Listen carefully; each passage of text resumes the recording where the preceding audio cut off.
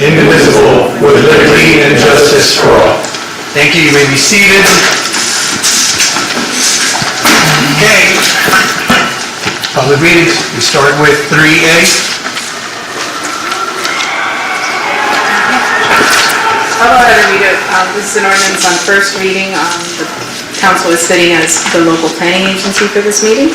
So this is an ordinance of the City of Miami Springs, Florida, creating section 150-081 of the city's code of ordinances to create a new medical and residential care MRC zoning district permitting nursing, convalescent, and extended care homes, assisted living facilities, and accessory uses and structures incidental thereto, and establish development parameters governing development in the district, providing for severability, codification, implementation, conflicts, and an effective date.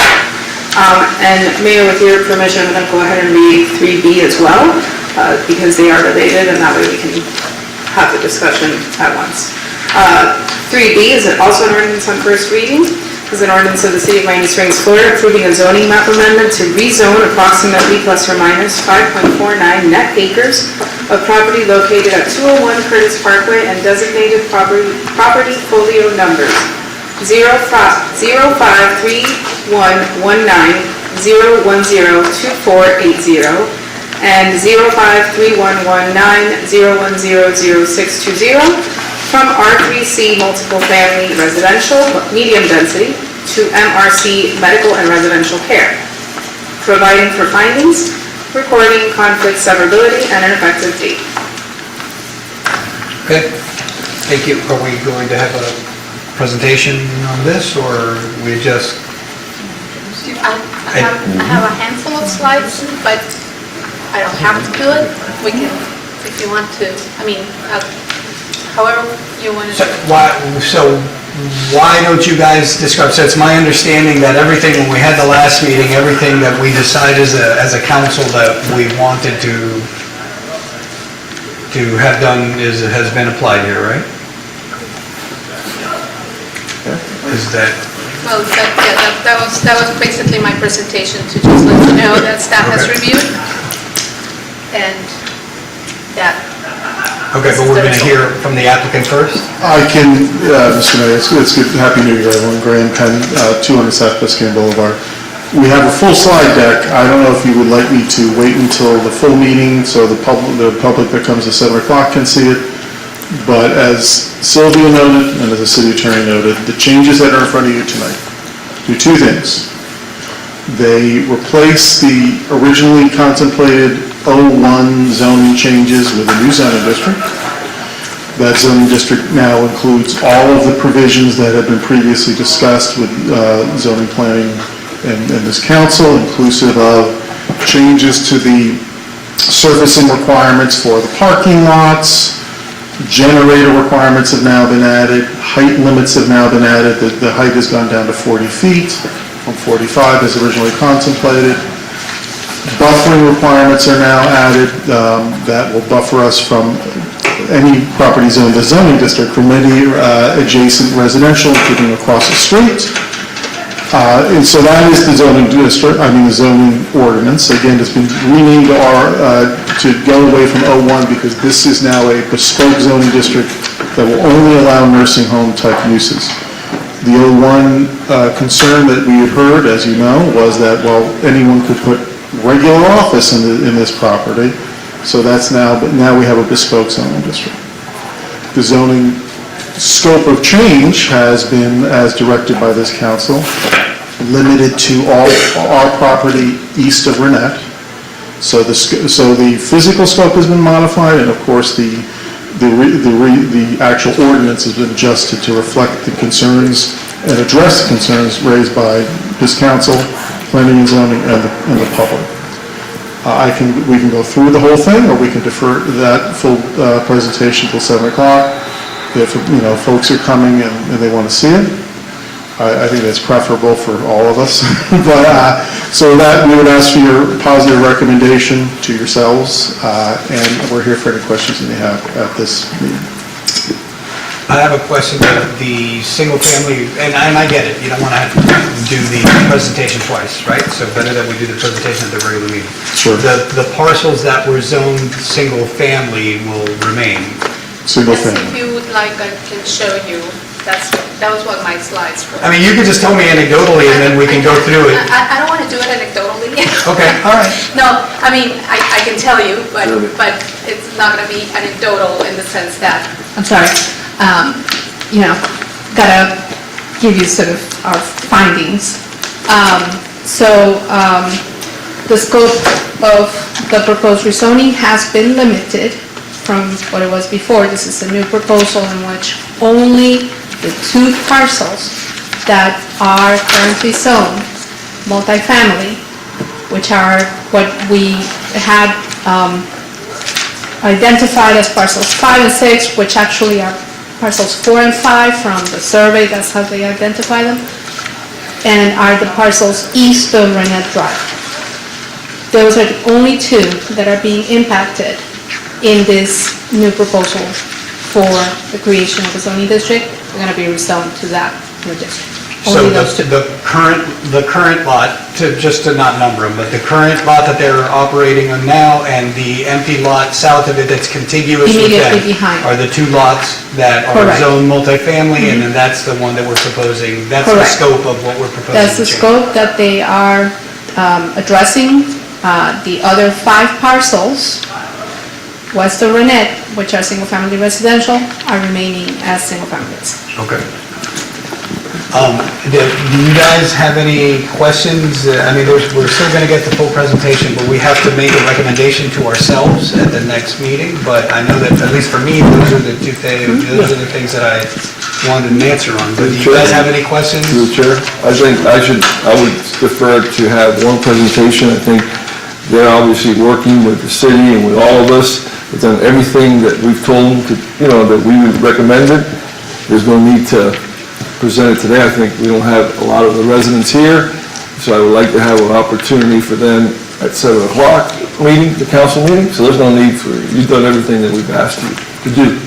So, Would you guys like to make a motion to recommend? Is that? I mean, unless you have any other points of discussion, preceding the presentation, but we do need to make a recommendation to ourselves. Do I have a motion? We got to take it one at a time. Correct. Okay. We would need a motion either recommending approval or denial of approval with conditions of the text amendment, and a motion for recommending approval or denial of the rezoning ordinance, obviously one at a time. Okay, all right, so I'd like to entertain a motion to recommend approval of the text amendment, which is 3A. I'd like to make a motion to approve 3A. Okay, I second. all right, so we have a first and second on that? I got Councilman, I second. yes. He's second. Vice Mayor Dion, Yes. Councilman Santeen, Yes. Councilman Perez Crespo. Yes. Mayor Cahet. Yes. The motion carries 4-0. Okay, and then I'd like to entertain a motion to approve the rezoning changes that are in 3B. You could say so moved if that's what you'd like. Make a motion to approve 3B, the rezoning of this specific area. Okay, do we have a second for that? I second that. Okay, we have a first and a second. Call the vote. Vice Mayor Dion, Yes. Councilman Santeen, Yes. Councilman Perez Crespo. Yes. Mayor Cahet. Yes. The motion carries 4-0. Okay, so that's all we have for the OPA meeting. We made the recommendation to ourselves. We'll see that again at the meeting. So we adjourn this meeting of the local planning agency at 6:46.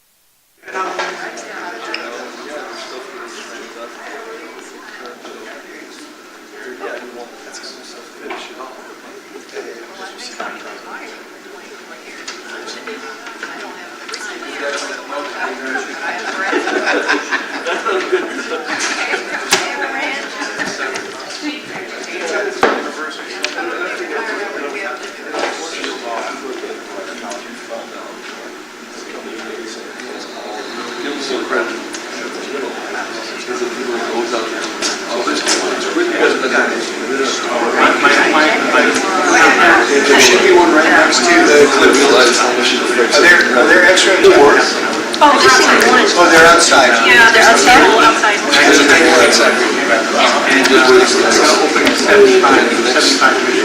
Yeah, they'll tackle stuff.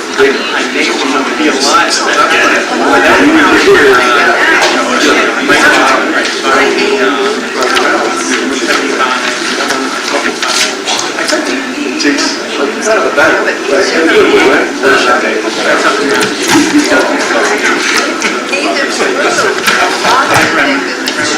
only thing in the back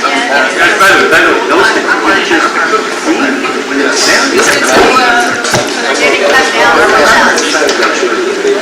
It's beautiful, so you gotta take So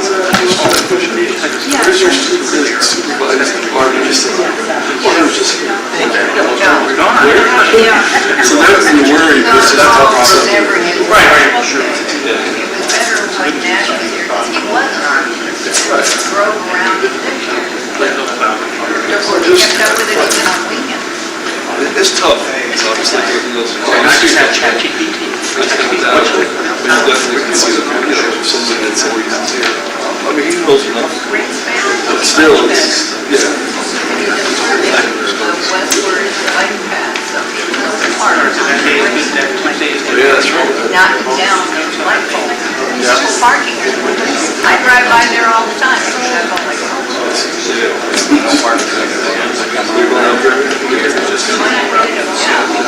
Actually, I should live in a car. Like, you know how to do it for a second. Not painted. Not polished.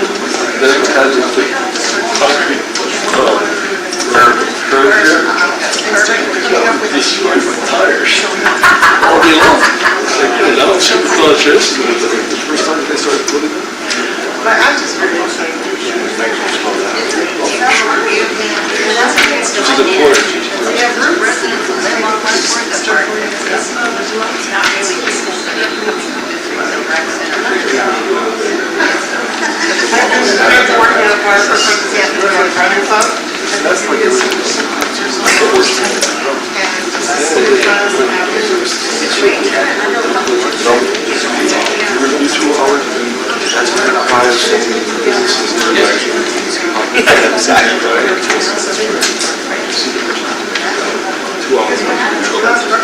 Hey, George, let's do it.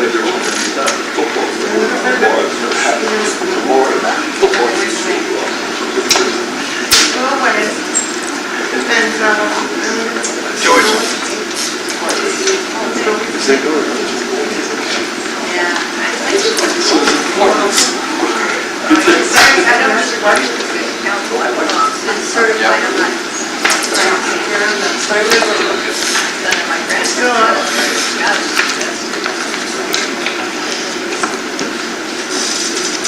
You see, right?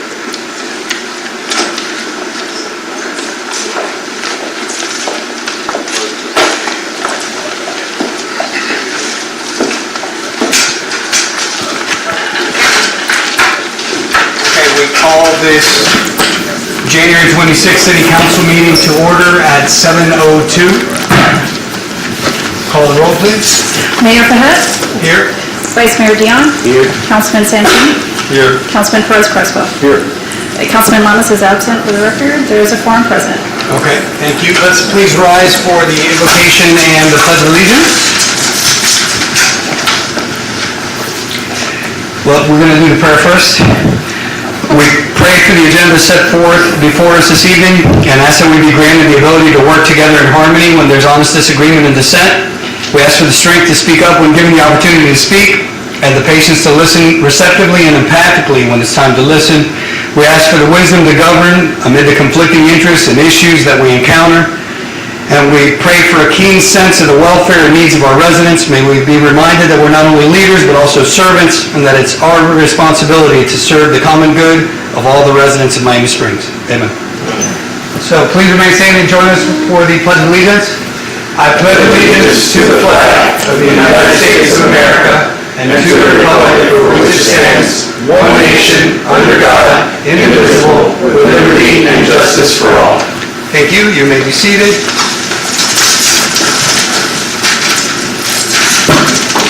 Let's move on. Welcome, everyone, to our council meeting.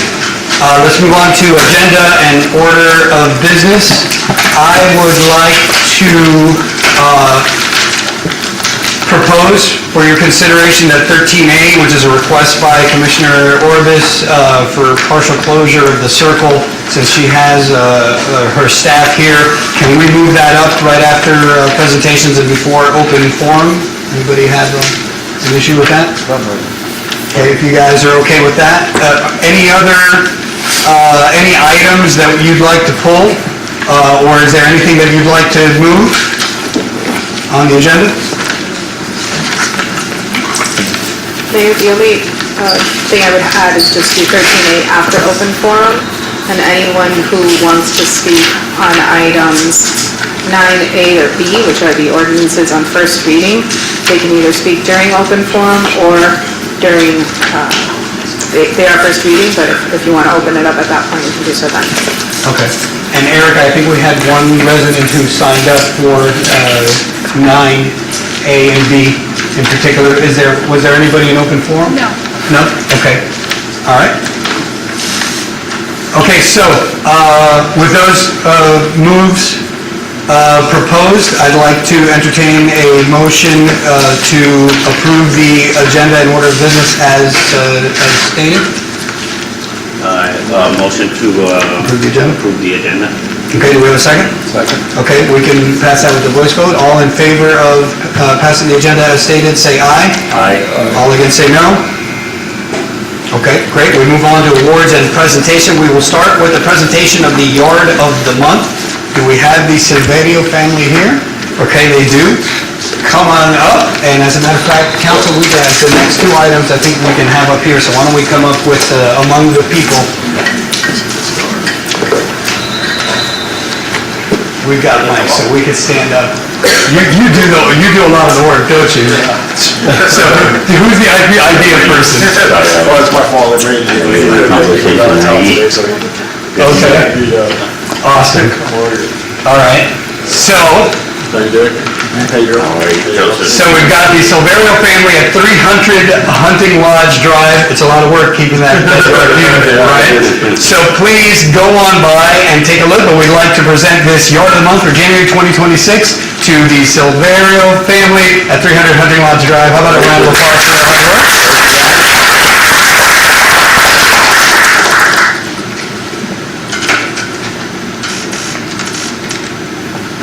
Thank you. All right. It seems like I passed by there. Actually, stay up here, George. All right, so next on the agenda is a presentation of Employee Service Awards. So we have one presentation we're going to be making, and I'd like to invite our esteemed Public Works Director, Juan Pena, to make the presentation for this service award for 5 years of service to the city of Miami Springs. Thank you, Mr. Mayor, Vice Mayor, Councilman.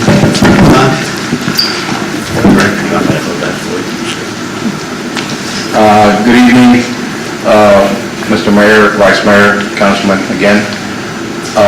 Mr. Juan Ramos has been employed for the city for 5 years now. He is a hard worker, always there, always shows up, the kind of person that you rely on, and knowing that no matter what the conditions are out there, he will be there present to do the work he's required to do. Safe driver, no complaints, ever. He is an outstanding employee, and it's a pleasure to work with him.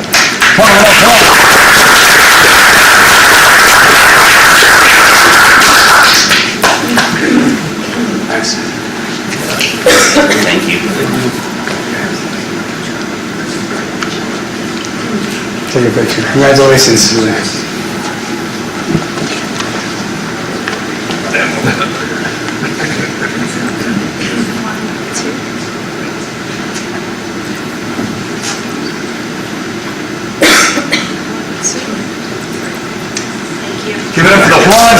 Give it up for the Ron's that are killing it at Public Works.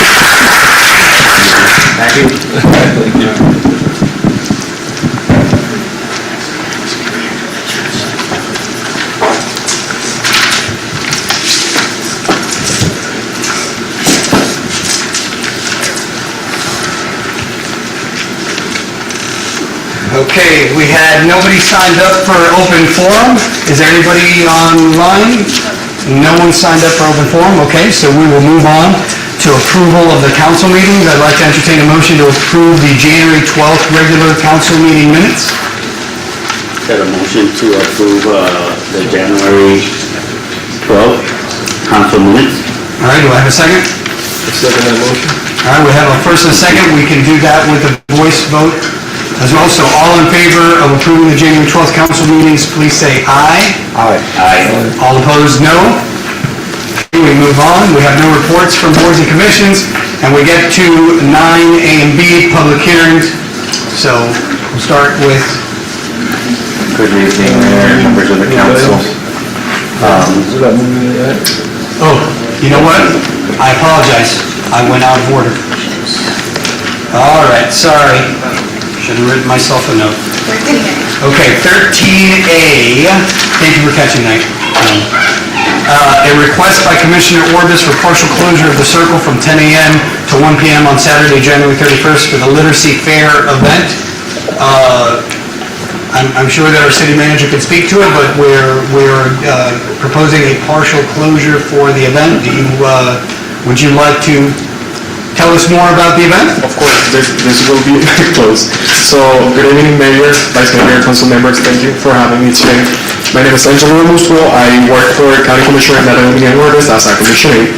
And on behalf of the Commissioner, we just want to say thank you to the City of Miami Springs for partnering with us for this magnificent event.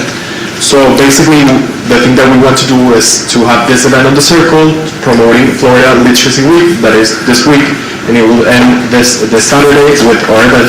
It's a family-oriented event. We are hoping to gather a lot of community partners to promote literacy in Florida, and of course in the City of Miami Springs. And on behalf of the Commissioner, on behalf of our team, we hope to see you there. Thank you. And I know that the members of the council may or may not have participated already in some silly promotional videos to help promote the event. It's going to be a great event on the Circle. It'll be January 31st from 10 a.m. to 1 p.m. Exactly. So we have been planning it even though it's all contingent on this partial road closure. But we have a request by our county commissioner, Natalie Orbis, to please to make a partial closure. Do we just need consensus on that, or we need a motion and a vote? Okay, I would say a motion and a vote. Okay, so I'd like to entertain a motion to do a partial closure of the Circle on Saturday, January 31st, from 10 to 1 p.m.? Sounds good. I said a motion to approve partial closure of the circle from 10 a.m. to 1 p.m. Second that motion. Okay, we have a first and a second. Before we call the vote, I just want to say that we take it seriously, like closing the Circle, because we know that that affects businesses. The partial closure is where it's just one lane, it still allows traffic to get in and out. So thank you for our staff for kind of putting their heads together to find a way to have this event, but still be able to kind of keep things going for our businesses on the Circle. So thank you for that. Okay, we have a first and a second. Call the vote. Vice Mayor Dion? Yes. Councilman Santeen? Yes. Councilman Torres Crespo? Yes. Mayor Fahed? Yes. The motion carries. Okay, thank you. Thank you so much. Thank you, and look forward to the event on Saturday. It will be fantastic. I hope to see everyone there. All right, thank you. Okay, so, back to public hearings 9A. Good evening, Mayor, members of the council. You have two items today. I'll read them very briefly.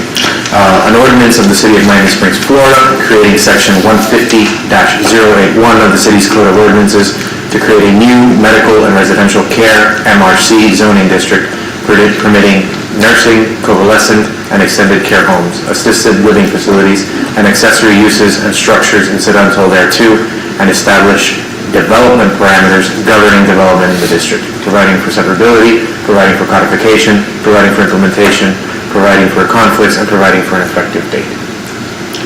The other item is an ordinance of the City of Miami Springs, Florida, approving a zoning map amendment to rezone approximately 5.49 net acres of property located at 201 Curtis Parkway and designated property folio numbers 053119-010-2480 and 053119-010-0620 from R-3C multiple family residential, medium density, to MRC medical and residential care, providing for findings, providing for recording, providing for conflicts, providing for severability, and providing for an effective date.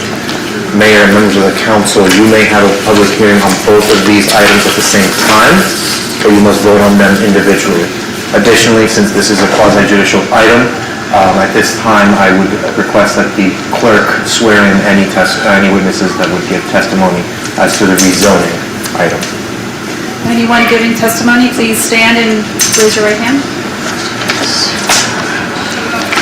Do you swear that the testimony you're about to give is the truth, the whole truth, and nothing but the truth? I do. Thank you. And then as a brief reminder, Mayor and members of council, these two items, a different version of them was presented to you in December, and based on the recommendations of this council, these two items are new. They create a new zoning district specific only to the 201 Curtis Parkway properties that you requested, leaving the properties left of Raynette as they are. And I turn the proceedings over to you. Thank you. So yes, thank you for that description.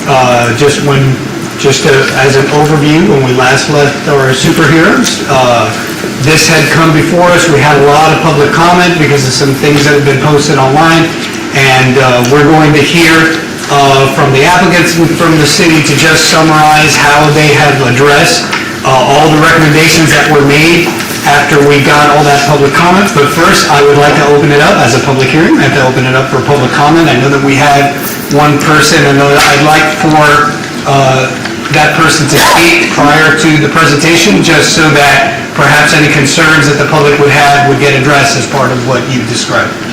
As long as the applicant has no objection. No? Okay, all right. So I'd like to call up Cindy Dwyer. And then please state your name and address for the record when you get on the mic. Please remember that you're limited to 3 minutes. Good evening, Mayor and council members. My name is Cindy Dwyer. I reside at 300 Morningside Drive, directly across from Fairhavens. I'm here to speak on item 9A. If you want, you can take it off of that so that we want to be able to hear you.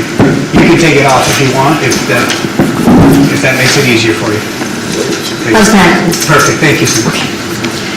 So I looked over the meeting materials, and I see that the zoning petition process, this is from the staff report, the zoning petition process requires the applicant to demonstrate that the proposed use is consistent with the goals, objectives, and policies of the city, which I take to mean also the comprehensive plan. And the comprehensive plan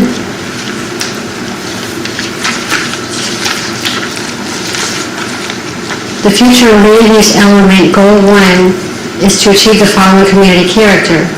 Miami Springs shall be a residential community which offers the best possible residential environment consistent with its location and development history. Development policies shall protect and preserve its single-family residential character and neighborhoods. So that's goal 1 of the future land use element. So the applicant must demonstrate that the proposal is consistent with the comprehensive plan. Now, how would that be done? According to Section 150 of the zoning code, consistency and concurrency determinations states that no development order shall be issued unless it is found that the development is consistent with the comprehensive plan. Then paragraph B, which says how to determine consistency with the comp plan, says if a development proposal is found to meet all of the requirements of this code, it shall be presumed to be consistent with the comp plan in all respects except for concurrency.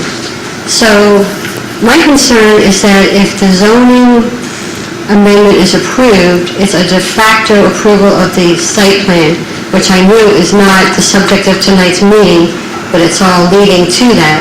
That's the ultimate purpose. So I'm concerned about that, and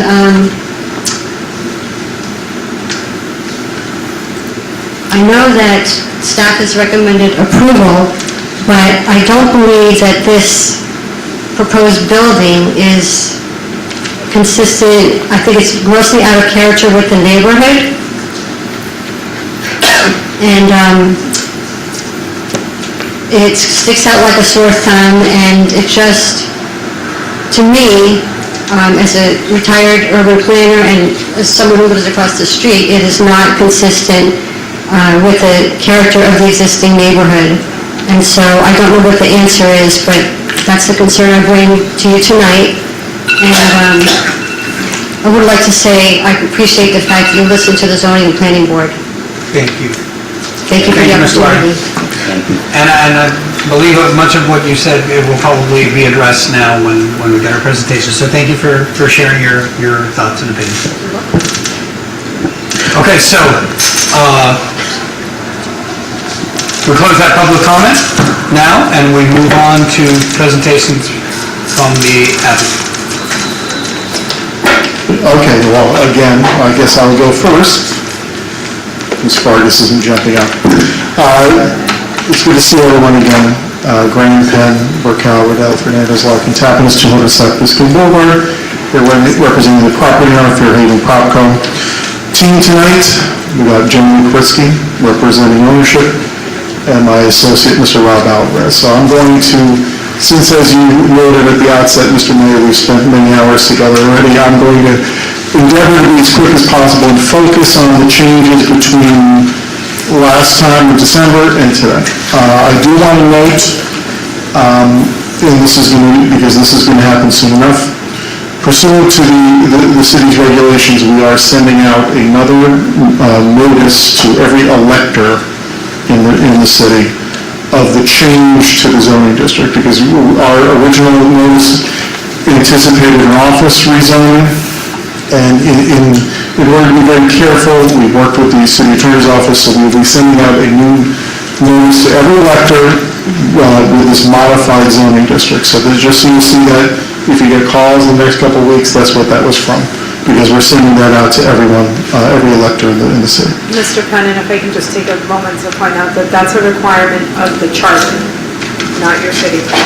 Sorry, yes, I was vague about regulations. Ms. Sarah corrects me. But yes, so it's a charter requirement, so because we changed it at the direction of this council, we're re-noticing it to everyone.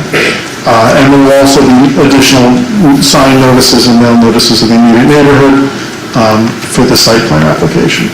So again, as you know, this property is no stranger to anyone. The original country club building erected in 1927. East of Curtis Parkway, west of Navarre, north of Morningside. I belabor this every time I'm in front of you. We have two important elements of this property. It is the most important historic site of the city, and it is home. And it has been home for hundreds of elderly residents for decades. The building and its development predates most of the actual development of the city, as you can see, starting in 1940. 63, you can see the neighborhood is coming into shape post-war around us. And finally, in 1980, the city's basically the status of it where it is now, and we've been there the entire time. In the beginning of last year, engineering report was conducted on the property, which indicated that the existing historic building was in deep trouble structurally. And we've been working on that, especially with the HPB. So we have 5 goals for our overall project, which has been included in the applications in front of you and the work that we've done for months with the HPB. First, address the severe structural deterioration of the historic building, which we're in the middle of working on. Second, the significant restoration of the historic building, the most significant restoration that's ever been attempted on that building. For our purposes, we want to bring our patients back into this building as soon as we can, making significant operational improvements that we've bored you with in the past, which includes all of that access and parking improvements that are going to make this property a better neighbor when this is all said and done. And relevant to tonight, setting this property on the right course for its second century, because, as Mr. Weiner noted, the important part of this is, consistency of the comprehensive plan is an important element of it. And this application tonight will bring this property finally to consistency with a comprehensive plan designation for the site, which has been out of sorts forever. So just briefly, as you remember, the approval from the HPD included a massive amount of restoration of the exterior of the building, including the reintroduction of historic elements that have been gone for over half a century, the removal of subsequently added air conditioners and other kind of things that will, in an attempt to bring this back as close as possible to the historic appearance of the building. And again, that has been after months of working with the HPD on that, and we're very excited to move forward on that part of the plan. So let's talk about setting the property on its right course, which is relevant tonight, and of course our operational improvements I'll talk about a little bit when we talk about the site plan. So as you know, originally we had contemplated a series of requests. Comprehensive plan map amendment to extend medical residential to the areas west of Renette, rezoning of the entire property, including the area west of Renette, to the Office 01 district, text amendment establishing regulations that apply to nursing homes in 01, and finally site plan approval. That site plan approval didn't contemplated eventually development west of Renette, all of which has, of course, been removed through the recommendation of Zoning and Planning Board, your staff, and this council. We have taken all that work west of Renette out. So modified proposals, no longer requesting to amend the comprehensive plan west of Renette, rezoning to the new MRC district, text amendment, creating a new MRC district, and then, of course, our site plan approval that you'll see next time.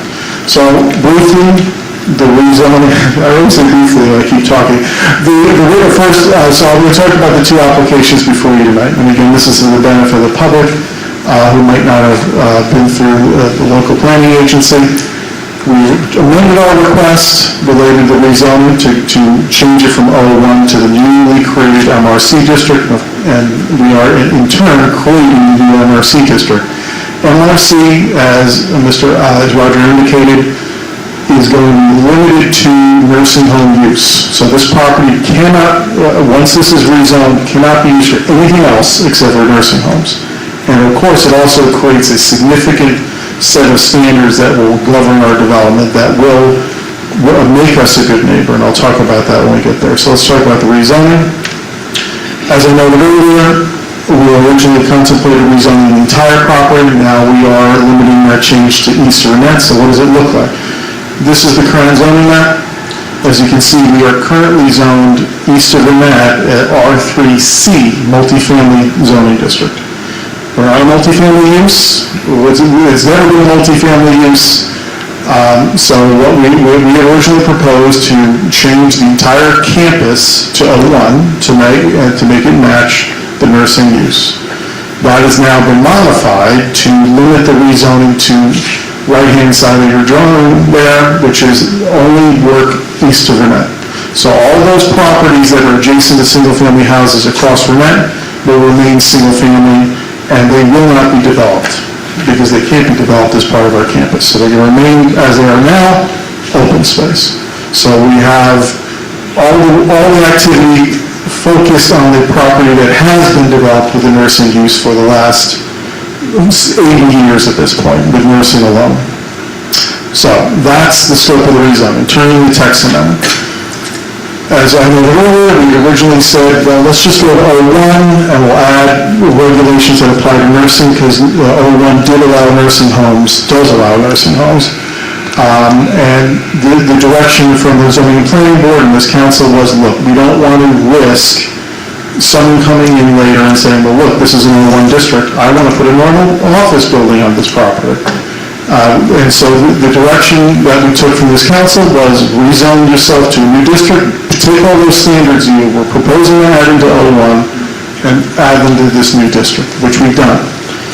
So summary of what that draft does in front of you: creates the new district, nursing homes only, as directed by the zoning planning board, requires pervious material for all parking, which will, we had heard some concerns about flooding from the neighborhood, so that will be, again, the first district in the city that will require pervious material for parking. Reduces the building height that we had contemplated from 45 feet to 40, allowing for mechanical and elevator overrides, which is typical of codes, including language requiring generator, which exceeds the state requirements, as well, and signage regulations. Important for us, obviously, since we spent months working on the historic preservation element, the draft provides non-conforming protections for historic buildings, so the historic elements won't get tossed out if they're taller than 40 feet. If I got to put my new dome on the property, it's got to be taller than 40 feet, so we're allowed to reintroduce those. Important for the neighborhood. Requires setback areas that are abutting single-family uses, and that means against them or across the street from them, to be developed with a densely planted green belt of at least 5 feet in width. So that is, again, mandated in any property that's developed under MRC. We'll have to have that green belt anywhere it's abutting single family, including across the street, which of course our neighbors to the east and our neighbors to the south. That's what it's designed to protect. We had contemplated originally, and this is an important change that we worked on with staff, we had originally contemplated setting parking based on the state standards, which is one parking space for every 3 beds and then 1 for every 2 employees.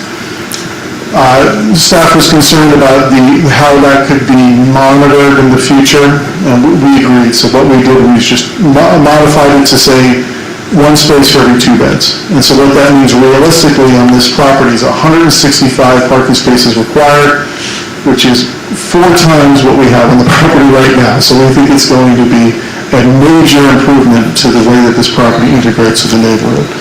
So with that, let me turn, because I know Mr. Dwyer was talking about the site plan. I want to talk about it a little bit, just to give everyone a preview of what's coming. Preview. I'm not going to go through the whole thing.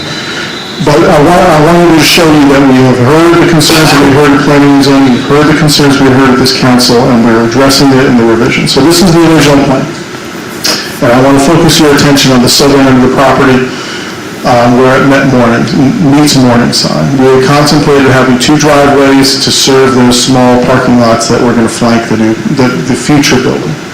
The building is not going to be built in any immediate future, but it's site plan impossible. Obviously, the other areas of the property, you can see the significant amount of corrections that we've done to the rear orientation of the driveways in and out of Curtis, the provision of sufficient parking for the first time in this property's history. But on the south, the concern was, and Ms. Dwyer and her neighbors had mentioned it at the Planning and Zoning Board, Zoning and Planning Board, I always say it backwards, that the concern about cars coming in, lights shining on their house, which of course we understand, right? People coming in and out of that driveway was a concern. So these are the changes that you're going to see next time. We've removed all the driveways on Morningside. There's no connection to Morningside contemplated again. We're increasing the amount of landscaping in the buffer that you'll see when we're back in February. We've added pavers to all the parking areas. Again, that was a zoning and planning board suggestion. And now it's mandated by the new code regulation, so we're putting it in there. And this is an important condition. This is, I think, Sylvia's idea. Any increase in bed count over 329 beds, which is our currently licensed count, requires a site plan amendment. So I can't come in and suddenly turn this property into, I can't go to the state and say, give me 500 bed license and just do it. I have to come back to this council for a site plan amendment to change that count. No new buildings, and this is another important condition, right? The concern was, well, are you going to do this restoration work, right? Or are you just going to try to build your new building? No new buildings can be constructed prior to the completion of the restoration. So that's got to be phase 1. That's always been what we said, that is what we're going to do. We're going to fix that building. We're going to put our patients back in it before we build anything new. So that is now going to be conditioned in the site plan. And then finally, parking is going to be amended to the one space for 2 beds. So what does this really look like in practice? So this is the new plan. You're going to see an extra version of this in 2 weeks. I want to focus on a couple things. Obviously, west of Renette, right, nothing, right? We had contemplated potential future parking there. That's gone, right? Now it's green again, 100%. So nothing west of Renette. The concern, and so to address the concerns that folks had had about that intrusion into the neighborhood. Looking to the south, we've removed all the driveways.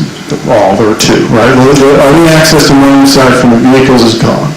So what that area is now is 100% green, with the buffer, and we'll see the buffer when we get it in there. So basically, the whole idea is to make this building, when it gets built in the future, a good neighbor and ensure that it remains a good neighbor. So there's no traffic going in and out. Again, this plan exceeds our newly created code requirement for parking. So 188 parking spaces on this plan. So that means that we will, again, more than quadruple what exists now, and we're going to meet and exceed the code requirements with this design. So, as I say every time, everyone's favorite slide. This combination of the rezoning and the text change is before you know it is a product of the hard work of this council, the hard work of the zoning and planning board, staff, moving this project and these code changes in the right direction. So we think the end result of this will improve the quality of redevelopment here, and of course the overall project will ensure the success of this property for the next 100 years. Right? We've been here for 98, 99 at this point, and we want this building to be here for another century. So these are the kind of changes that will allow the use as a conforming use, align it with its existing comprehensive plan, and the overall project will allow us to make the operational improvements and the physical improvements to the historic structure that will ensure its continued success. So again, we're here for any questions. We would ask for your approval on first reading of both items, and I guess I don't need to reserve time for rebuttal because we've already done it. And then again, we will hopefully see you in 2 weeks with the site plan and the second reading of all the other items. Thank you so much. Thank you.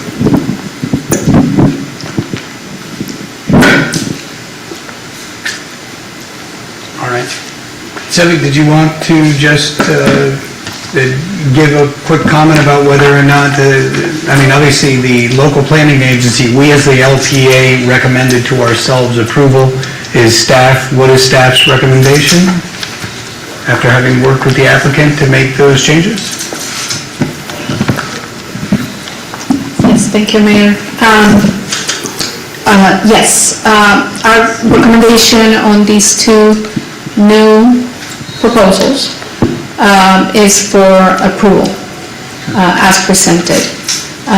They both are consistent with the direction that was given by council based on the recommendation of the zoning and planning board.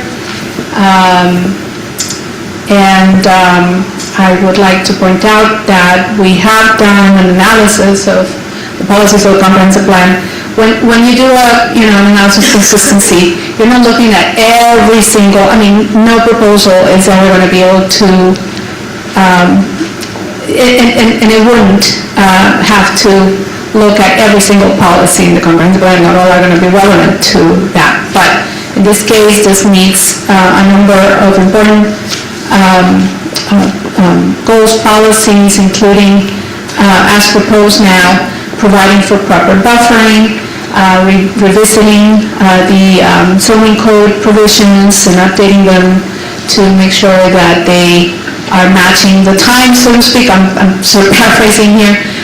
Providing continuity between old and new, providing for the protection of existing resources, but there are quality of life considerations.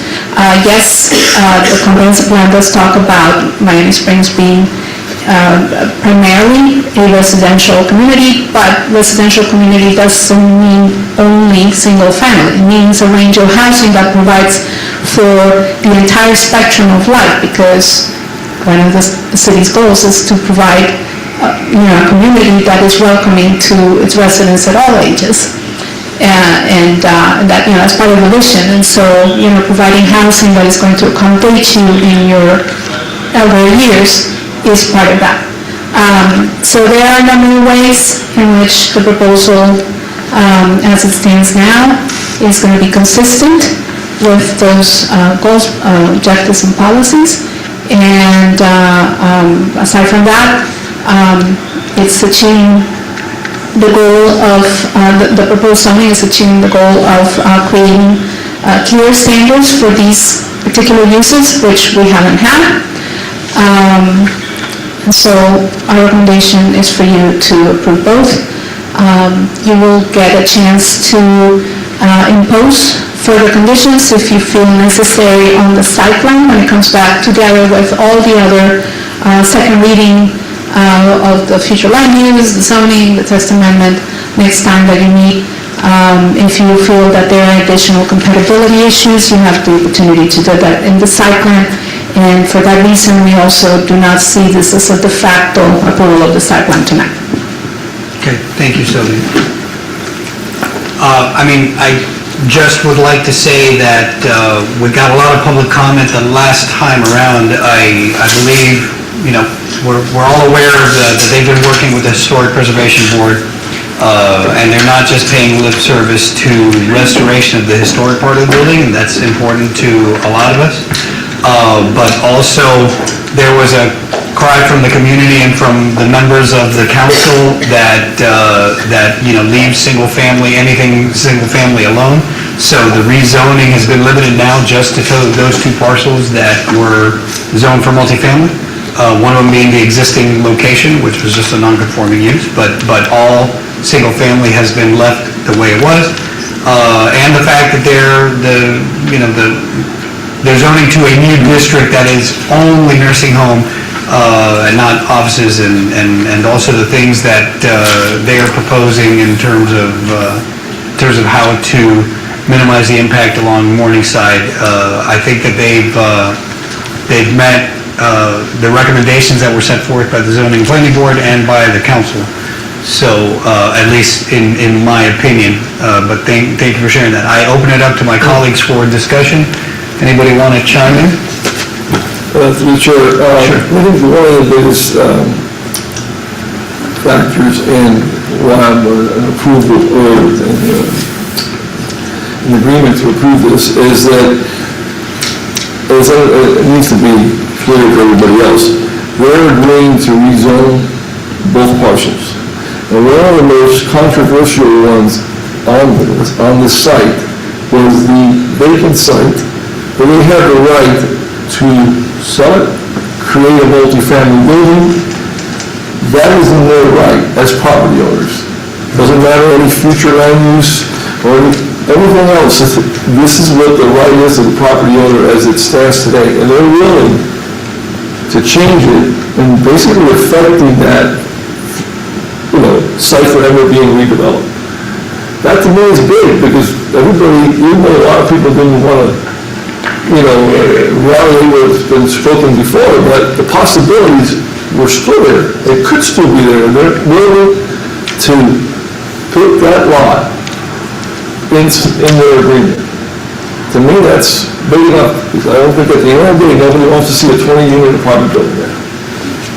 So I think that that's the biggest factor to me, that they're agreeing to change both lots, not just the lot where they're going to restore or they're going to preserve the historical building, or even add beds or stories to the other existing buildings. No, they're willing to put in the lot that everybody had the biggest concern about. All right. Yes, Councilman? Mr. Penn, the building height restrictions to 40 feet, how does that impact, again, the proposal of the dome? Does the dome surpass 40 feet? It would, Councilman, but the language that we've inserted to protect the the historic nonconformities would avoid that problem. So that's why we added that additional language in there. Existing, that's O, which is on page 9 of your package. Existing structures located in the historic designated site, et cetera, may retain existing non-conforming setbacks, encroachments, and building height, subject to approval of HPB. Historic elements that exceed that height may be reintroduced. So that's basically how that gets solved. So you wouldn't request a variance to exceed? Under this, we would not need it, because the HPD has already approved the reintroduction of those historically designated structures, those elements, sorry. Thank you. Through the chair. So, one of my issues, and it's something I've heard loud and clear from the residents, is the restoration aspect of it. I've noticed in the last few months, not much has been done. Actually, even worse than that, I've seen garbage, and it hasn't been taken care of. What I've heard from the residents is they would like to see some restoration before we approve anything. Obviously, we're already here, and I like the fact that we are, working with you, that people spoke, we found a compromise. I appreciate that. But what guarantees that, if we rezone this and you're gonna have full, control, you have the zoning, which is just for your business, which is gonna make it harder for us if, it doesn't work out for you, and now we're stuck with the zoning and we need to, reoccupy it somehow.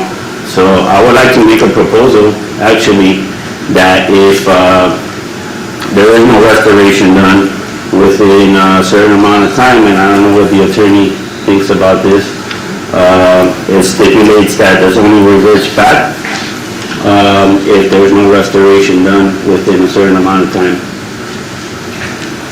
Have they not, but they've already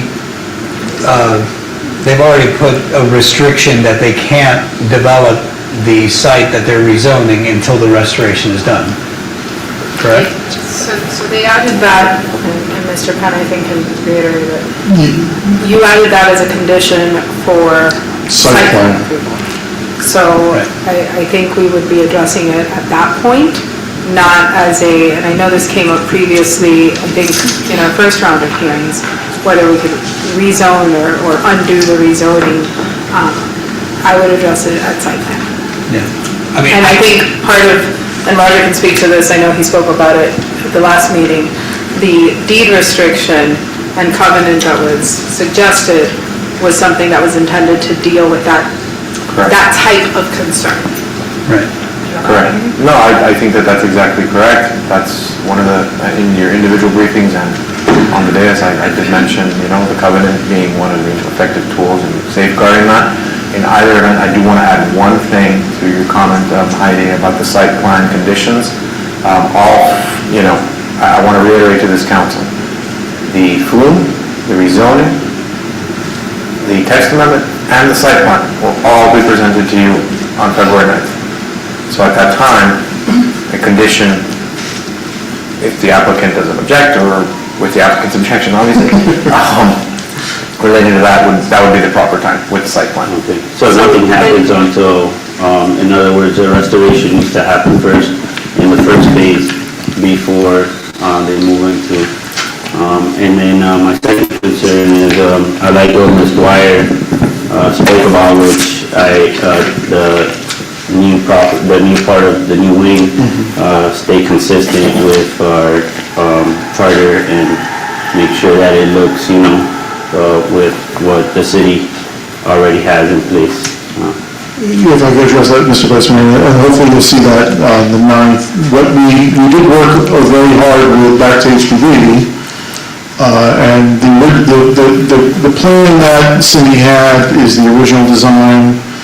The HPD had required us to modify it fairly significantly to make it match better the historic structure. So that design that was a little bit plain, and I understand why she was concerned about it, is no longer applicable, because you're going to see We had to change all the windows. We had to add horizontal elements to make it kind of flow better with the historic building. So we think it's been, with their direction, the HPP's direction, we think it's become a much better building. And I think that plus the buffering plus the removal of all vehicular access from Morningside is going to make that building a much better neighbor when it gets built, which again, pursuant to our agreed to conditions for site plan, cannot come until the entire restoration is complete, at minimum. And we have that in writing. Well, that will be, I'm going to say it again, that will be a condition in front of you on the 9th, as a agreed to condition to be imposed as part of the site plan approval. So that document's going to look like another resolution. So you're going to have a resolution approving a site plan and inserting conditions. And there's going to be a list of conditions ranging from how they're supposed to landscape the site to ensuring that their parking spaces meet what's been presented on the site plan, addressing the concern about the number of beds and that they can't increase that unless they come back for a site plan modification. So as to your point on the restoration, thank you. I was on a roll there, and then I lost my train of thought. So as to the restoration, we can speak with Mr. Penn to see how we make that really clear to satisfy your concerns. And when can we start in the restoration?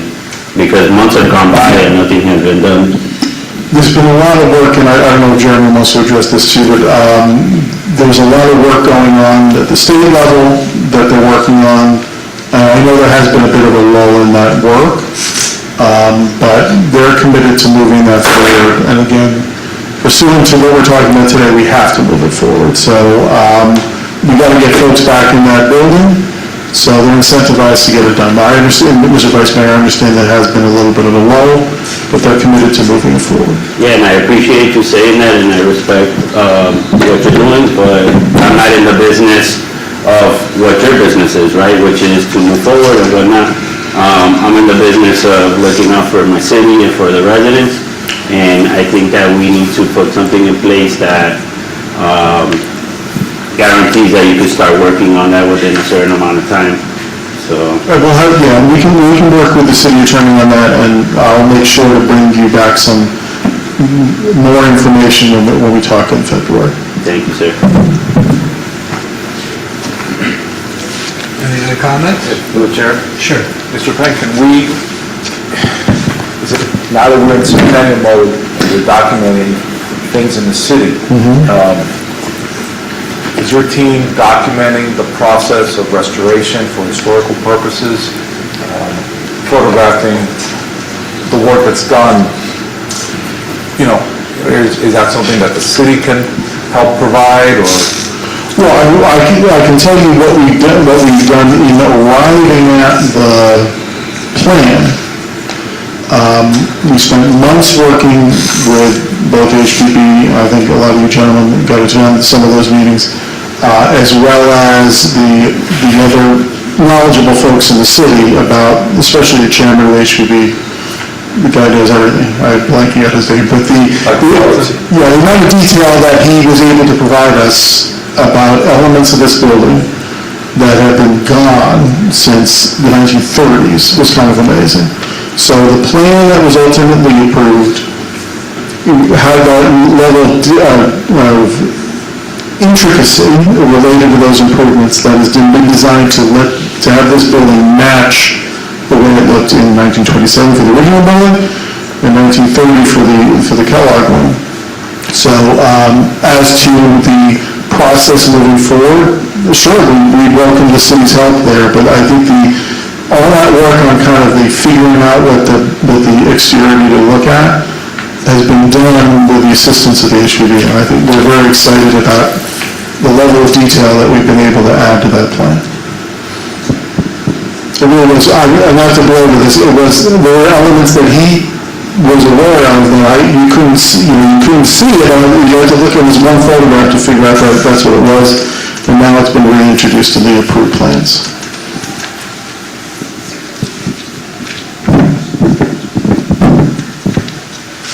Okay. Any further comment?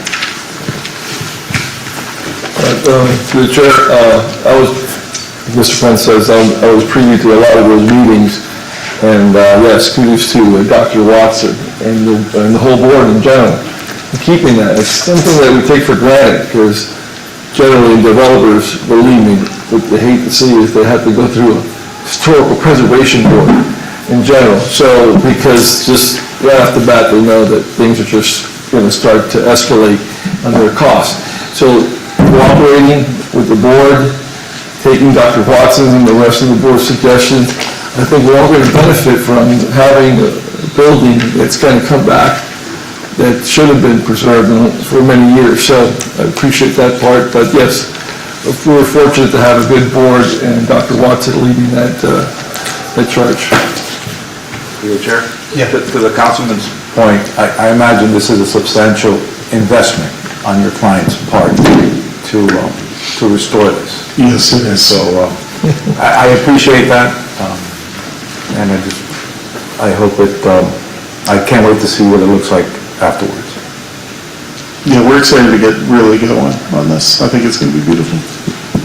With respect to the historic building, I'd like to point out that it's not on a national registry. It was shown through an engineering report to be an unsafe structure. There is nothing actually compelling them other than to do it for the city, for them to try to restore it to, the historical elements that were there, because it was deemed an unsafe structure. And I will also remind people, like I did when we spoke the last time, as somebody who my grandmother was there until she passed. Many of us, that has a long history of being senior living, and it went through some really tough times, including the previous owner had massive Medicare fraud, and they purchased it just to have the pandemic start just months into their being the owners.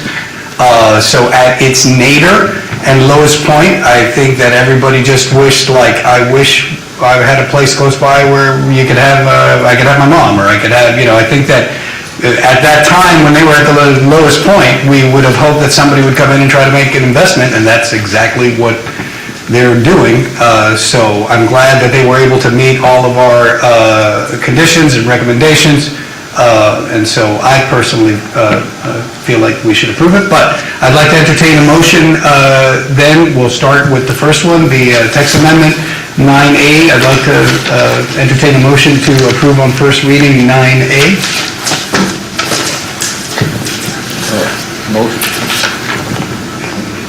Motion to approve 9A, first reading? On first reading, okay. Do we have a second? I second that motion. Okay. So we can call the vote on 9A. Vice Mayor Dion? No? I'm sorry, No? no? Councilman Santeen? Yes. Councilman Flores Crespo? Yes. Mayor Fahed? Yes. The motion carries 3-1. Okay. I'd like to now, if there's no further discussion, entertain a motion to approve on first reading 9B, which is the rezoning of the ordinance. A motion to approve 9B, first reading. Okay, do I have a second? I second that motion. Okay. We have a first and second, call the vote. Vice Mayor Dion? No?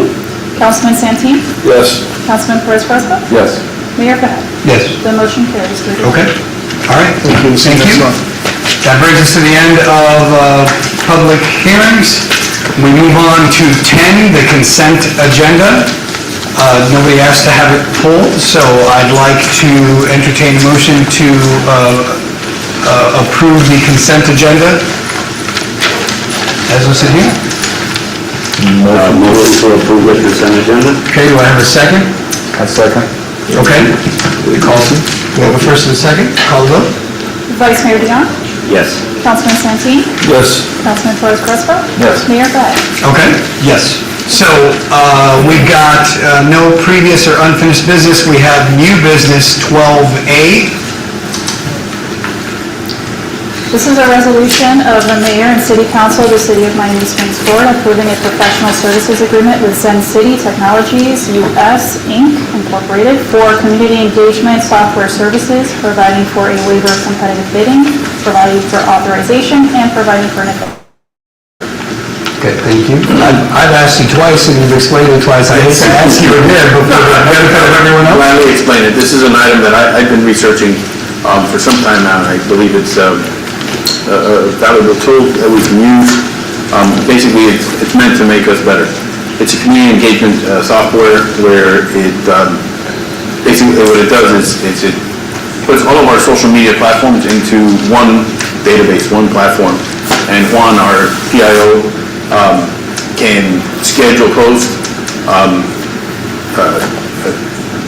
create the post, send the post, schedule it for the entire year if he wants to.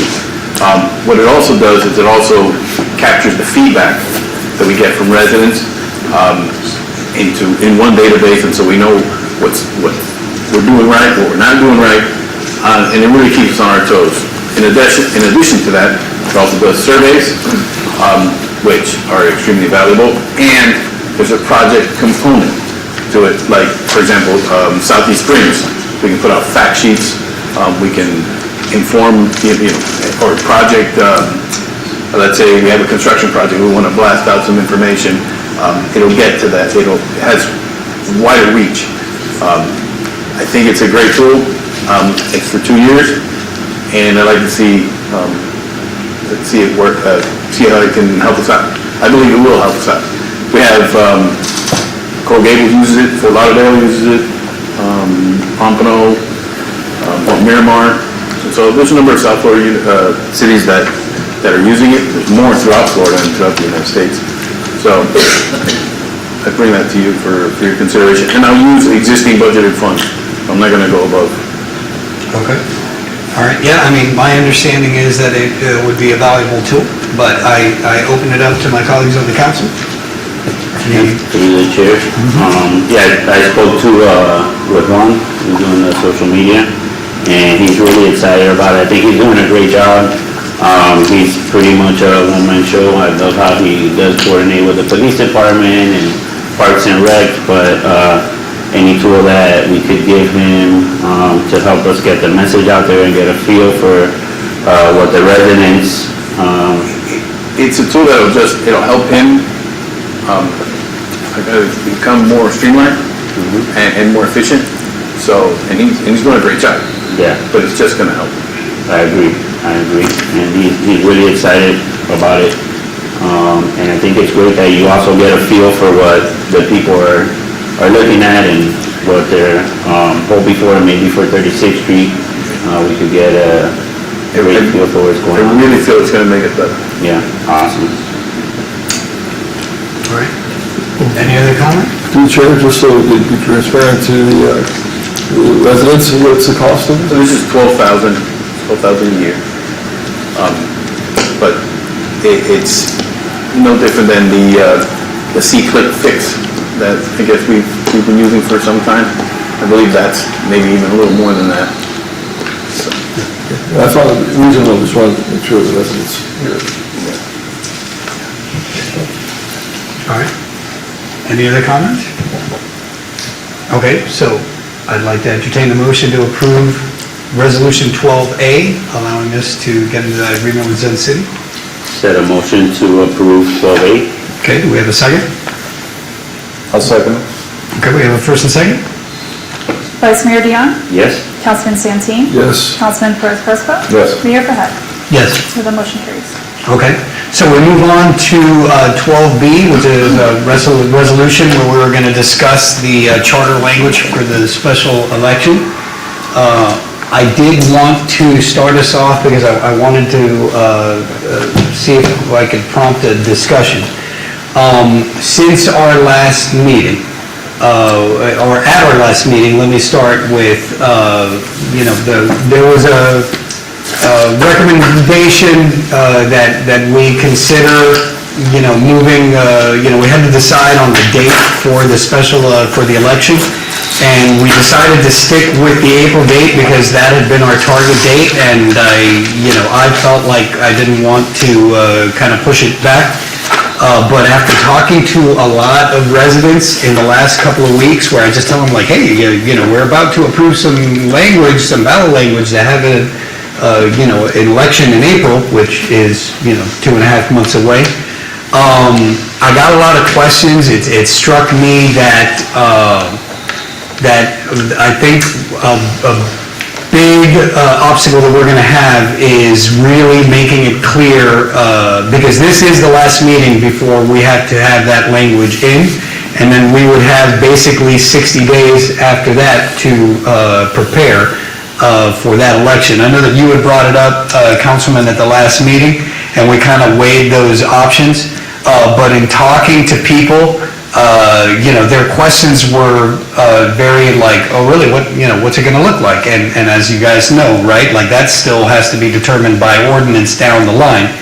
And I talked to enough people that it really struck me that this is going to be a little bit of a heavier lift to make sure that people, and if we're going to invest in having this election, putting it on the ballot for such a big decision, I think that the carpenter's adage of measure twice and cut once, I think applies. I think that, because obviously things, this is why it's hard to do big things legislatively, but when I started thinking about, what the baseline of understanding of the electorate is, and I think it's going to have to be a lot of work, us trying to answer people's questions.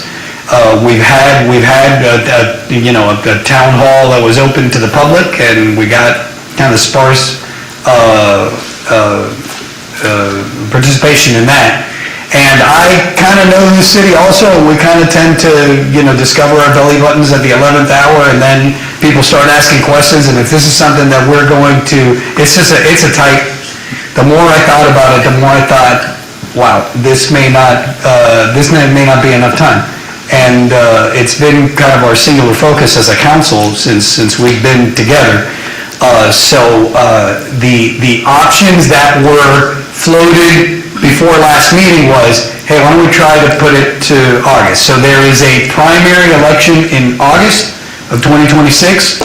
So that would mean that we have until May to get the word out, the language solidified, and get everything ready, and then that gives us to August. Because remember, we finally discussed everything that was part of this Activate Southeast Springs presentation by Sylvia and staff at the end of October, and then we only had one meeting in December, and now here we are in January, and now we're up against it. The deadline to get the language in, I think it's gonna be too tight of a margin there to get this out, to be able to explain to people what this all means and what we're trying to promote by this ballot language that we're putting out there. So the two options are, if we're going to get it done before this council is up, is either August or November. Obviously, November is a bigger election. It's a midterm. There's a gubernatorial race. Things tend to get a little politicized when you get into that season. But there is one in August, and that is a primary election, but it would also save us about 30 grand because a special election, not that that would be the only reason, but it's not a special election where we got to pay we're not piggybacking on anything. But what convinced me in talking to people is just that people had no idea. I had to just start from the basics explaining, and I just feel like there's a lot on the line.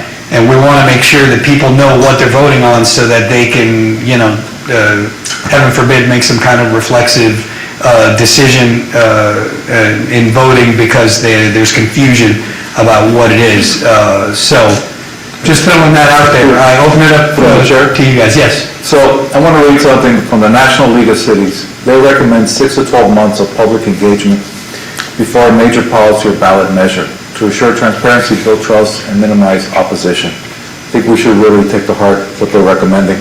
Even though it's a zoning or development, which we could do it within 3 to 6 months, this is a major decision. And I feel that we really need to get buy-in from the residents and have our workshops and get our ducks in a row so we can get this right the first time. Thank you, Councilman. I would also ask, because you just kind of got me thinking about something, right? There's so much of this that's also contingent on, all the ordinance changes. And this has been a huge project. Like, we are taking Northwest 36th Street, dividing it into 3 zones. We're also dealing with Abraham Tract at the same time. I think that people's initial questions about, well, what's this going to look like?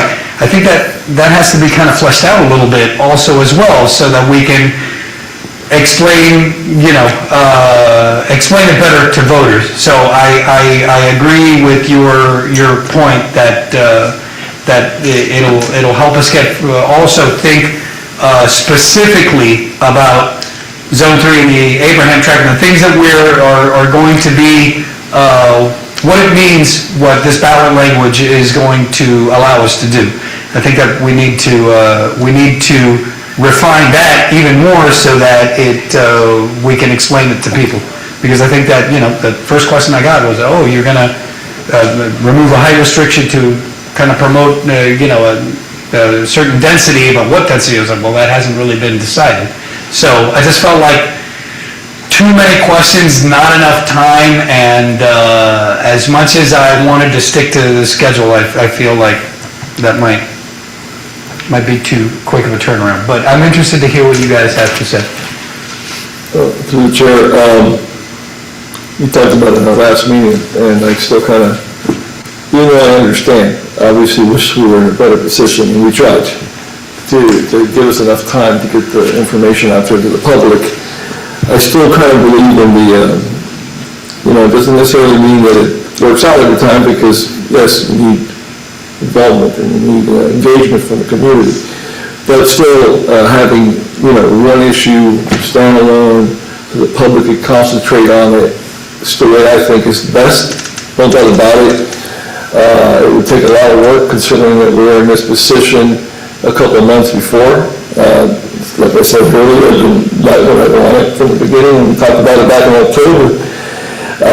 But if you think there's something right, and you're putting something on the ballot that you think is right, you got to work hard to get it. And I think it's something that needs to be addressed, and I'd rather see it and something that we're kind of used to. Like I said, it doesn't mean that at the end of the day, when it's real clear is that everything that you wanted works out, because people didn't get engaged. But I think this gives an opportunity for people just to concentrate on the ballot question. And I can take a quote from our former late and favorite Mayor Cavalier: if you think you're on the right side of something, you just keep pushing. So if it means that we got to keep pushing into this one or to another one, you keep doing it. So in my opinion, I think it's best to leave it in the April. And yes, it's going to take work, no doubt about it, because we are behind the 8 ball. But I'm willing to work for it. Through the chair. So I believe we've made up our mind already, and we've voted on this. Obviously, that's the beauty of democracy, that we could come back, speak about it, and then maybe come up with another solution. And thank you to Councilman Crespo for bringing it up last time. Definitely, it stayed in my mind, and I've thought about it a lot. I love that we get to save some money as well, but we've already made up our minds, in my opinion, and I believe the attorneys already have started working hard on the question to put on the ballot as well. So I think to slow any of that work down, so I will stick with the April election. Let me ask you a question. What is the deadline to get the ballot language in? What would be the latest that we could have in a special meeting to be able to discuss the ballot language prior to submitting it so that it could be in for April? For the April, is this on? So it would be February 6th, Yes. so we would have to call a special meeting relatively. So we need at least 48 hours of notice to call a special notice meeting. I mean, I had a briefing last Wednesday, and the language was developed, like at the very least, I don't feel like we're ready to like pick the ballot language at this time. I think that we should buy ourselves some time, get the word out. I mean, I think that we're holding ourselves, I mean, we had our reasons for wanting to do it in April. If we stick to that, I mean, it's arbitrary, right? Because the late mayor said if you're on the right side, push. We're still pushing, but we got to give ourselves enough, in my opinion, enough runway to be able to, be successful. But that being said, if February 6th is when you have to have it in, I would propose that we work on the ballot language and have a special meeting. We've had special meetings for less than this. This is important.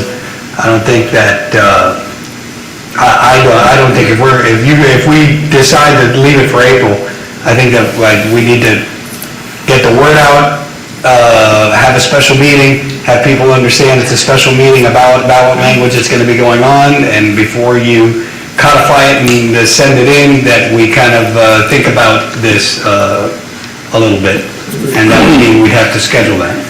What are you guys' thoughts on doing this as part of a special meeting? Madam Chair, I think I'd like to, I've already read what the council has given us, and there's definitely my opinions on it, and we need to get that clear to the public and right, if you feel that this is the right decision, which I think in general we know that it's important. So to me, I think, I have a crystal ball, but I think we need to maybe address a special meeting already instead of waiting, days to go by and then having to come back and realize, oh, it's too late because of the 48-hour notice. I don't see why it would be. Take out your calendars, we've got travels here as a council. Let's get our heads together and see. Mayor, if it's even an option. while you all look at the calendar, just a few other things to keep in mind. So April 7th, there's a few elections that are happening in April, also in May. There are no elections scheduled for June or July. But Bay Harbor Islands and West Miami are having an election April 14th. The city of Coral Gables is having an election April 21st, and Bay Harbor Islands has a runoff if needed in May 14th. So I'm sure we could look. May 14th. Yeah, so I'm sure we could, I wouldn't so much count on the May 14th date, but if we wanted to, I'm going to presume that the supervisor of elections would approve us having an election on April 14th or 21st. I'm sorry, thank you for pointing that out. The Coral Gables election is a mail ballot, so we would obviously have to confer with the supervisor of elections to see what. What was the other one? It was dates. April 14th, the other one is a mail-in ballot, but what was that Correct, one in April March? 21. Huh? April 21. Well, the last one was May 14th, wasn't it? May 14th is a runoff, so Oh, runoff. I don't know that it will. Oh, you don't know if it allows us to One have we it. could piggyback on? I don't know that, Okay. but I'm just looking at the supervisor of elections calendars. Those two dates are already dates that they're conducting elections, so possibly a date that they could provide us. We're also happy to, if you at least want to have an initial conversation of what the ballot language could look like, we have a very brief presentation to share with you. And it can give you some food for thought if you would like for us to go into it. If not, we can set a special date. Do we want to decide the ballot language at a special, so now there's another thing, right? If we push the election back to the 14th or the 21st, then that gives us, a little bit more time, before we can, it gives us another couple of weeks. I mean, I'm not sure, this is our first time discussing this ballot language. If we leave it for April 7th, it's going to be due unless we have a special meeting. When is our next council meeting? February 9th? And as a reminder, you will have 201 Curtis Parkway, all 4 items that day. Through the chair. Say it again? Then 201 Curtis Parkway, all 4 of those items will be on the April 9th. We'll be on there again. Not that, I'm sorry, February 9th. February 9th. And also additional, just dates to keep in mind, other than the Friday, February 6th deadline, if you want to have that April 7th election, right? Is if you get on the August 18th primary, you have to submit to the supervisor by Friday, May 22nd. And if you want to be on the November ballot, you have to submit by July 24th. Just so that everybody has the same information. The election, if you do a piggyback now in April, at least the date that the supervisor gave us, it would be a $40,000 cost. And otherwise, if we piggyback November or August or November, it would be $10,000.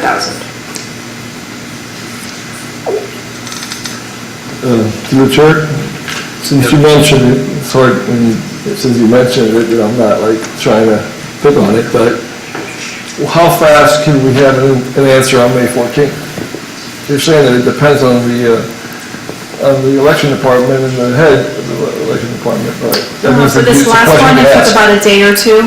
So in a day or for an two, you answer. could get an answer back saying yes or no to the May 14th date. Okay. I mean, the other thing, unless I'm counting wrong, right, it seemed like we had to, if I'm, it doesn't seem like we have a majority of whether or not to leave it in April, even if it's a different day in April, because we're missing a councilman. So, what then? Can we set it for a special meeting and then at that point decide if we do want to change the date? As long as it's timely. So, give me, on the other April dates, what are the deadlines? We don't know. We don't know. We have to ask. The original request was for April 7th, and they gave you February 6th as the deadline. Right.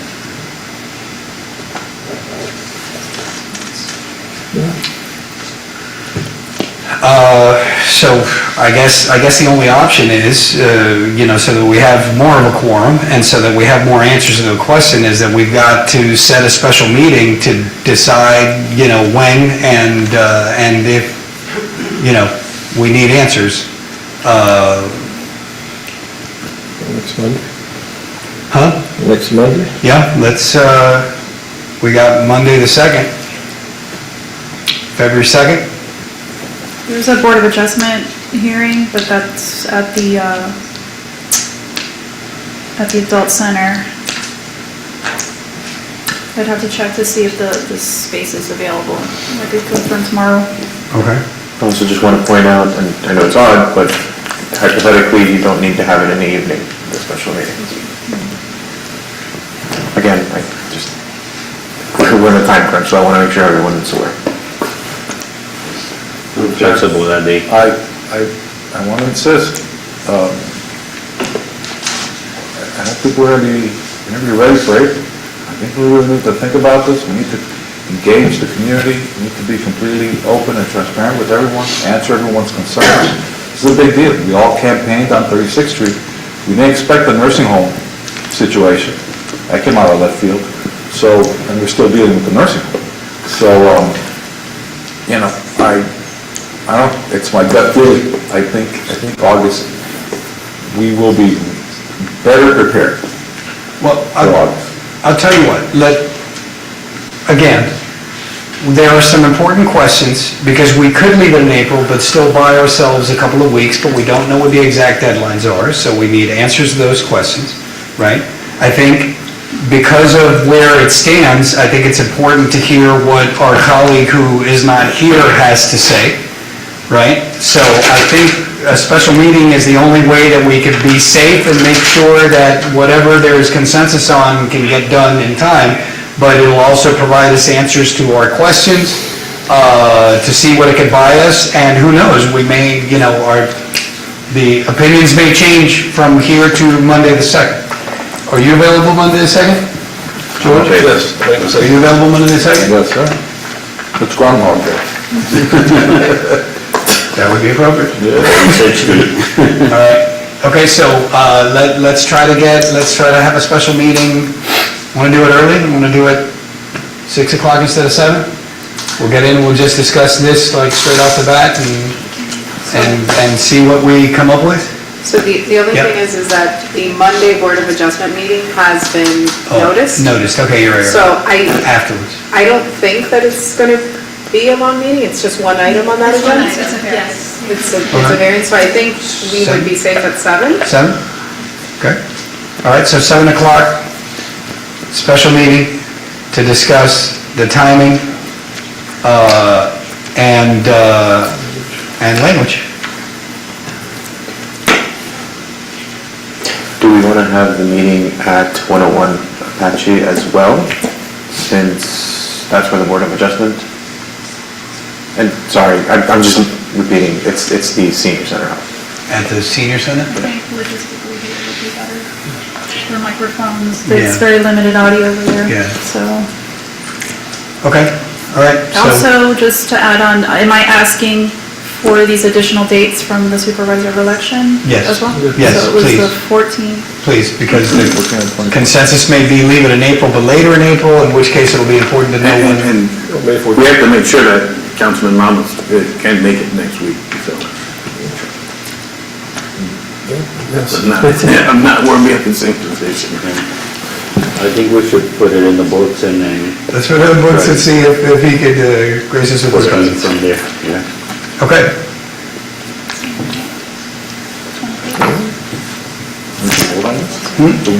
I know, I think we just need consensus on the special meeting. We don't have to vote Yeah, on- not, I don't think any, a vote right now, consensus is more than enough, but. Right. Okay. All right? Thank you. Okay. Just as we prepare for Monday night, we did have some proposed charter language that was in your backup. We thought about it more, because lawyers will just keep thinking about things. So we have some language that I think will be beneficial for next week. I do want to make it clear, there's a million ways to write what you want. And for the benefit of the members of the public, we are very limited on how much we can put on the ballot language. So we have up to 15 words on a ballot title and 75 words in the text. And so for members of the public who are scratching their heads at the polls, as we all do, right, and trying to figure out the meaning of some of this language, we try to make it as clear as we can so that it's not confusing to the voters. But the language of the proposed charter amendment will actually be available, and we'll have that for you. We have it tonight, but we'll have it available on Monday night, so people can see what that language is actually going to look like in the charter, as opposed to how it's just going to look on the ballot, so you'll have that availability. All right. Okay, so that means that we are moving on to 13C. Actually, no, I'm sorry, 13B. Request to have a discussion about the city's potential interest in utilizing space at Miami Springs Middle School site for police department purposes once the school is officially transitioned and closed. This is something that I'm going to kick over to our city manager to explain what our options are that the city staff has been exploring. Yes, Mayor, as you all know and heard, the school board looks like that Miami Springs Middle School may be closing. They approached myself and the chief of police, they approached us to see if there'd be any interest utilizing a portion of that facility to maybe possibly relocate our police department over there. We haven't put pen to paper or anything like that right now. We just kind of met with them. We went over there and visited the site. We kind of laid it out to see how we could possibly use it. But we haven't put any pen to paper. So there's no numbers or anything like that. If you guys want me to continue looking at or exploring this, because I didn't want to say, no, we're not going to explore it, because we're kind of busting at the seams here well, not here, but at City Hall. And I could use the additional space. But at the same time, I don't necessarily want it to be a bad deal for the city, obviously. So Would you guys want me to continue looking at this possibly and meet with them and put pen to paper? Because I will do that. So if that's okay with you guys, I'll explore it further.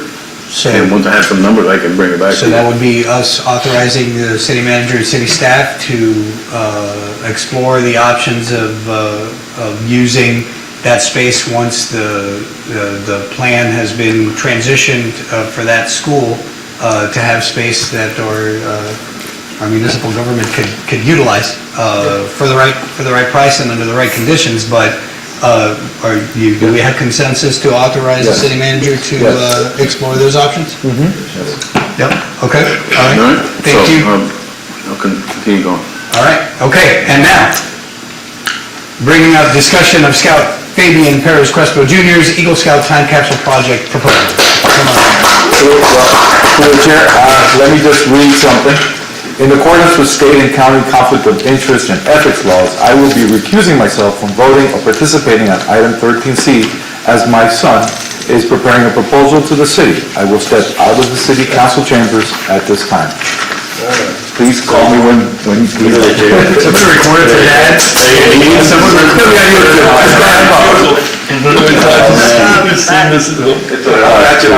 Okay. You cut it at home plenty of time. You need 2 out of 3 here, that we just made it harder for you. Testing, testing. All right. So, good evening, city council and members. Perfect. So, I stand here before you to present and get your approval on my Eagle Scout Service Project proposal, and which is in association with, in collaboration with myself, the Centennial Board of the City, and the Miami Springs Historical Society and Museum. All right. A little about myself. My name is Fabian Perez Crespo Jr. I am the Senior Patrol Leader of Scouting America Troop 334, a Life Scout and Vice Chief of the Totica Food Squad Chapter of the Oshaka Lodge 265 of the Order Viejo. I am a junior at AIE Charter School, involved with multiple clubs there, and I have also hold a red belt at the former Raised Taekwondo before it closed down. And I am a member of the Miami Springs Historical Society via family membership. Volunteering has been a very important part of my life since my Cub Scouting days. I've learned the importance of giving back from my parents, who are both very active members of our community. I'm an active member with the Miami Springs Women's Club, Lions Club, and when they meet, the Olita West Dade 145 Masonry Lodge. After high school, I plan to attend college and major in political science. I also plan to follow the steps of many Scout leaders and continue to serve my troop and my community. So when I started brainstorming ideas for my Eagle Scout Service Project, I met with several community leaders, including the former mayor of Miami Springs, Maria Mitchell. At that time, I was planning to develop a sustainability-focused project, but in response to the once-in-a-lifetime ceremony known as the Centennial, it helped me gain a deeper idea and a much better idea of what I wanted to do, which leads us to the Centennial Time Capsule. So, created to honor Miami Springs' 100th anniversary, the Centennial Time Capsule will preserve the voices, memories, and spirit of our community in 2026 to be opened 50 years later in 2076. Completed as my Eagle Scout Service Project, it reflects the values of leadership, service, and community engagement that defines both the Eagle Scout rank and Miami Springs itself. Residents of all ages are invited to contribute written messages, reflections, and approved keepsakes. These contributions will capture what life in Miami Springs is like today and share with future generations. This project is created for the community and carried out in partnership with the Miami Springs Historical Society, which serves as the capsule stewards and project beneficiaries. You know, a little mock-up of 2076 where we open up the capsule. So, here is our proposed burial site, which I would like council to get a vote on. I would like to bury the capsule at the circle. There's a little mock-up for you guys to see. And for that, I'm going to need your vote. So, about the capsule itself, some key details. we talked to the Smithsonian Museum Conservation Institute, and what we got is this capsule right here, easy to seal, watertight. Now, we are going to have this custom made to have a double height, so it would be a 32 length, 24 width, and 24 height capsule, enough to hold memories, voices, and a reflection of what life is like here in Miami Springs of this year. Some images for you guys to see of various time capsules being buried. Alright. So, this project is going to involve local nonprofit organizations, the city government, schools, churches.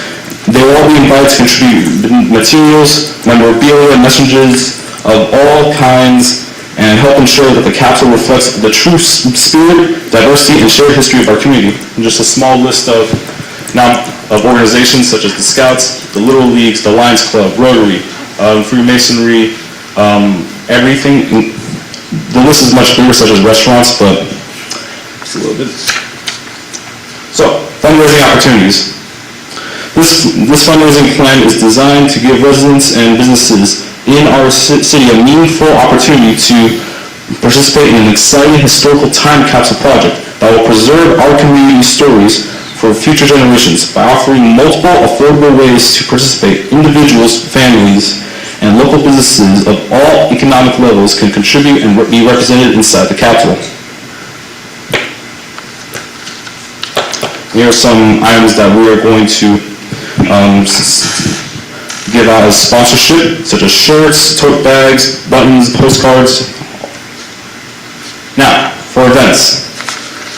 As our kickoff event, we are going to mark the spot on February 7th, 2026, where we have our nice little flag over there marking the spot and officially kicking off this project.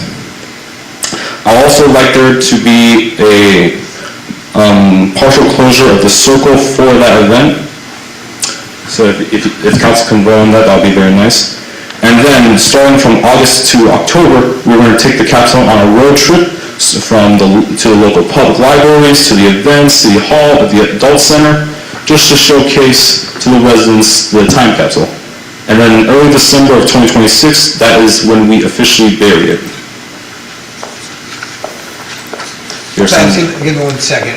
Did you want the partial closure for the Mark the Spot event, or you want the partial closure for when we bury the time capsule? When we bury. Okay, all right. Okay, because that would mean that we have more time, right? What's the target date to bury the time capsule? Early December. Early December, okay, so that gives us a little time. If it were for February 7th, like we're talking about, voting on that right now. Okay. All right. Continue. Some frequently asked questions regarding the project. Let's take a look. Now, before we finish off this slide, I do have something to give to the city attorney. A little gift. Got a sponsorship Is that an inducement? No. Here in my hand, I have, with the help of my parents and a little polishing, I have drafted a memo of understanding for the city manager, the city attorney, and to review this document will be the last thing going inside the capsule, and is an understanding between the city, Historical Society, and myself. Thank you. Any further questions? It's a little morbid, because I'm gonna be long gone by the time this thing gets out. Can I be inside the capsule? Absolutely.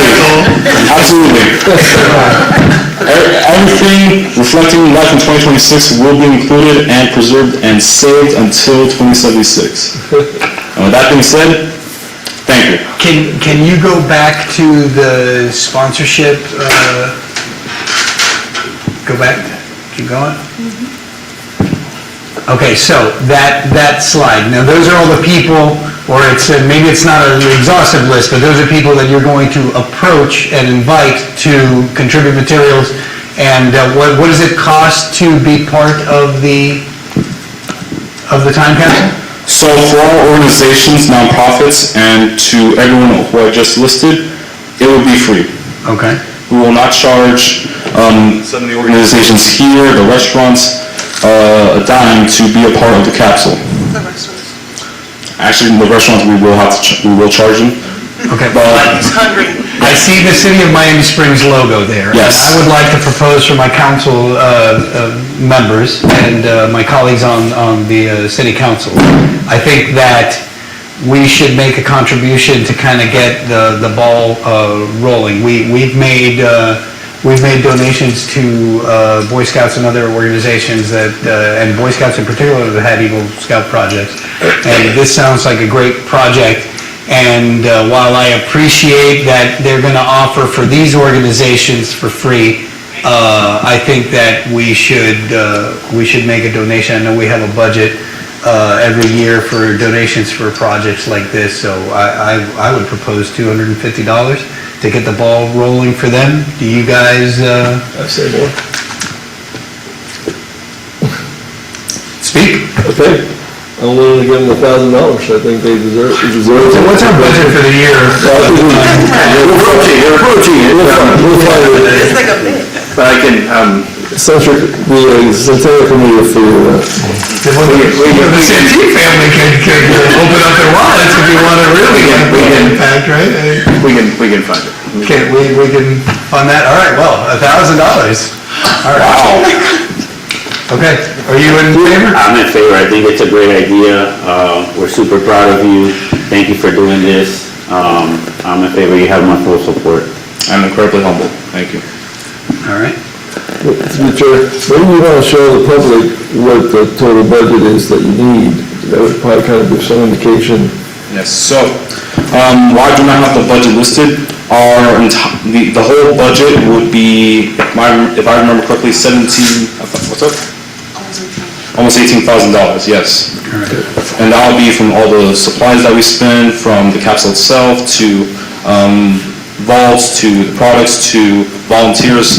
Preservation kits, all that. Thank you, Mama.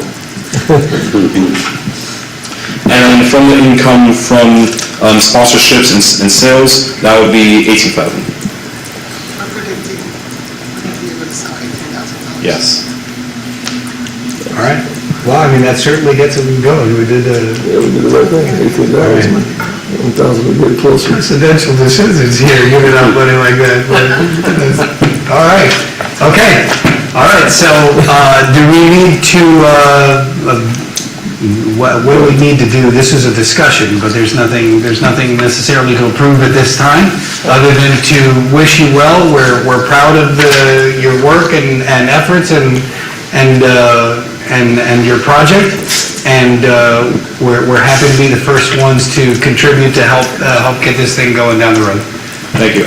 Mr. Mayor, I think we needed approval or a vote. I'm not sure, Mr. Jimenez. For? Since we're using city property. Go ahead, if you're gonna be talking to us, talk on the record.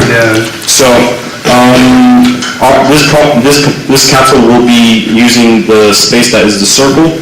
So, as you saw in the mock-up, the circle will be the spot used to bury the capsule, so I believe we needed council approval to That's correct. use the That's circle. why you're here. Yes. Okay.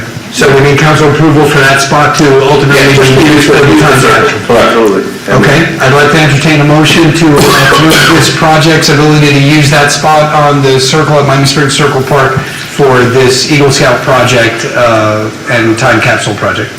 Set a motion to use the spot in the circle for the time capsule project. Okay. I second that motion. Okay, we have a first and second? Vice Mayor Dion? Yes. Councilman Santee? Yes. Mayor Fedett? Yes. The motion carries. Okay, all right. And thank you, city council and members. You got it, thank you. Can I take a picture with you guys? Yes. Yes, document. Everything needs to be documented, so. We also have Councilman Perez Crespo re-enter the room for the picture.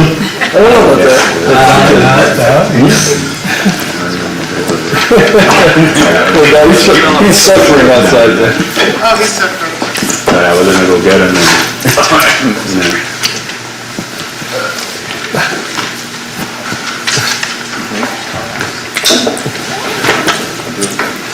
Great job.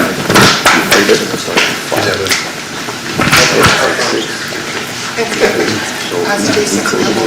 JC, attorney, clerk.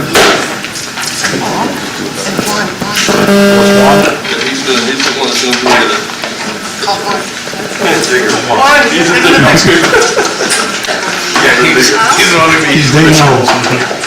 Mom, can we get mom too? Can we get mom? Let's try again. Even over on this, okay. Yeah, even here. All right, everybody, say cheese.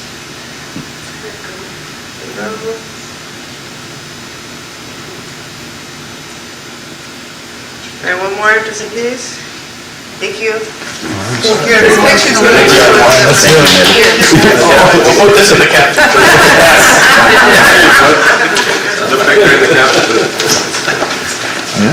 And then you can mark off all the ones. What I missed?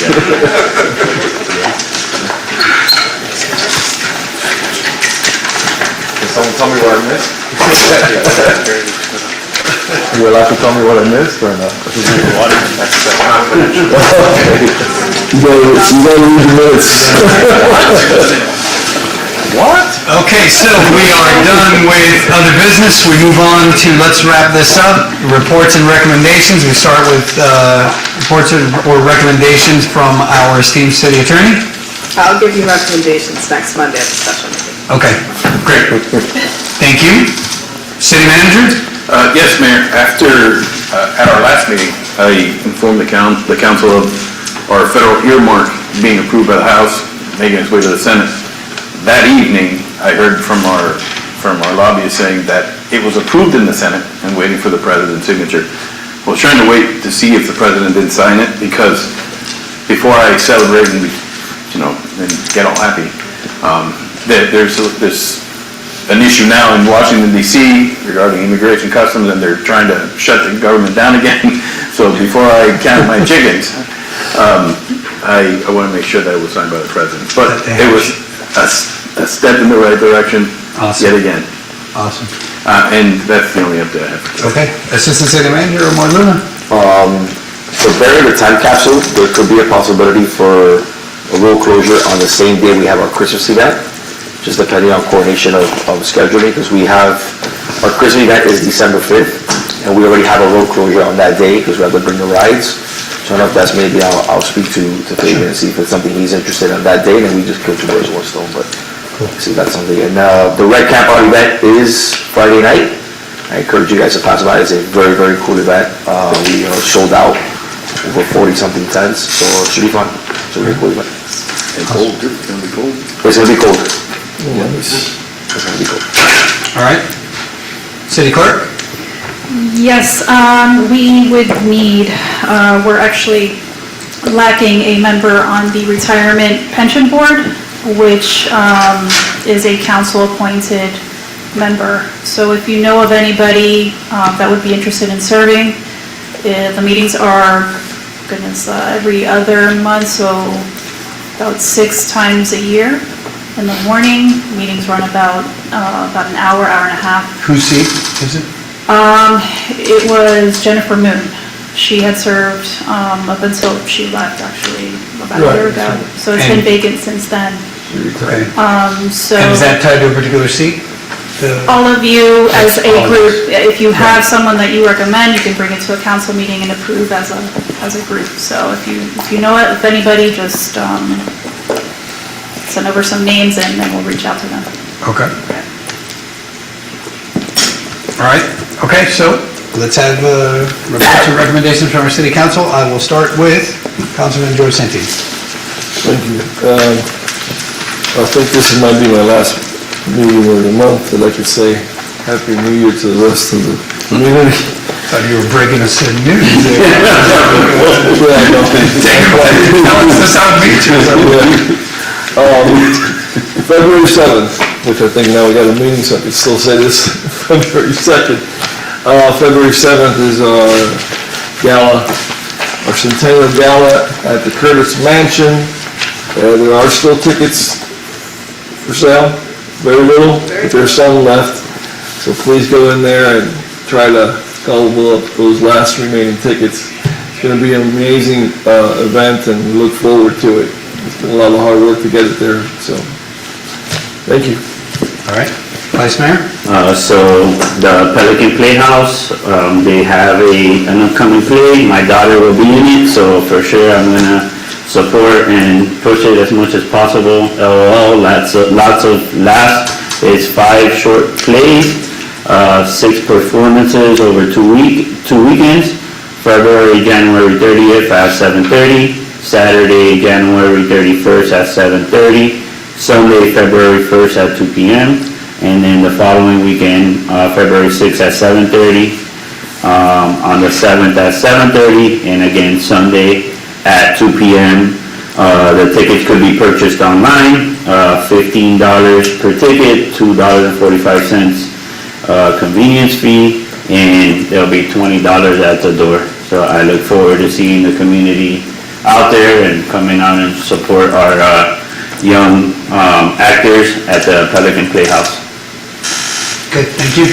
Councilman Cruz-Costa. I want to thank, so Saturday was a pretty busy day. I want to thank the Pilot Club of Miami for their first annual Young Innovators Marketplace. It was great to see all these kids out there selling their homemade candles and paintings and 3D printed designs.